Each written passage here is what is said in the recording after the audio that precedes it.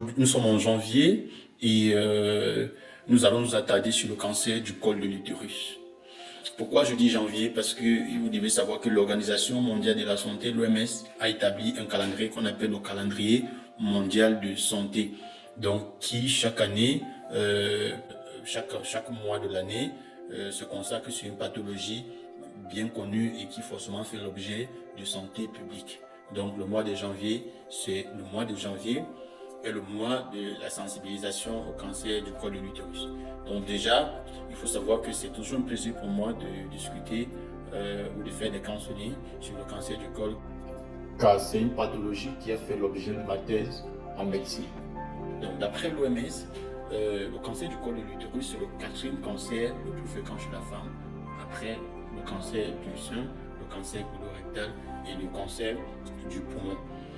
Donc, et ce cancer est toujours et presque lié à une infection due à un virus qu'on appelle le virus du papillome humain, le VPH. Il existe d'autres facteurs de risque, tels que le fait d'avoir des partenaires sexuels multiples, et le fait de débuter les rapports sexuels à un âge très précoce, généralement avant l'âge de 14 ans, et le fait d'être tabagiste.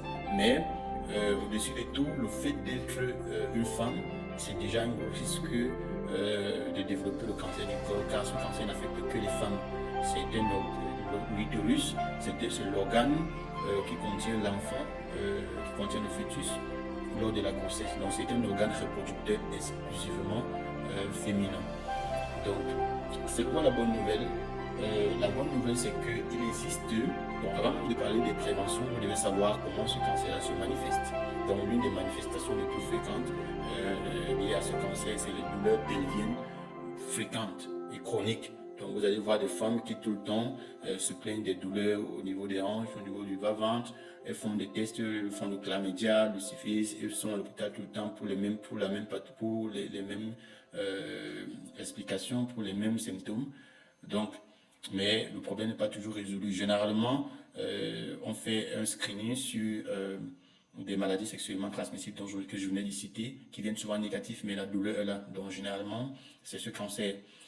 Alors, donc, la bonne nouvelle, c'est qu'il existe un vaccin contre le virus du papillome humain et c'est avéré sûr et extrêmement efficace pour prévenir le cancer du col de l'utérus.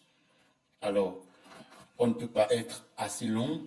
Ce que vous devez faire, c'est que vous devez rencontrer votre médecin traitant et discuter avec lui les options de prévention du cancer du col de l'utérus, telles que le vaccin contre le virus du papillome humain dont on a parlé et bien entendu le dépistage. Je veux profiter de cette opportunité aussi pour attirer votre attention et vous dire que le gouvernement fait beaucoup pour lutter contre le cancer du col de l'utérus. Donc chaque année, autour de vous, dans chacune des régions, il existe forcément un institut sanitaire qui organise, généralement au mois de janvier, une campagne de dépistage gratuite contre le cancer du col de l'utérus. Donc suivez juste l'actualité de santé et cela nous aidera à prévenir cette maladie et à lutter efficacement.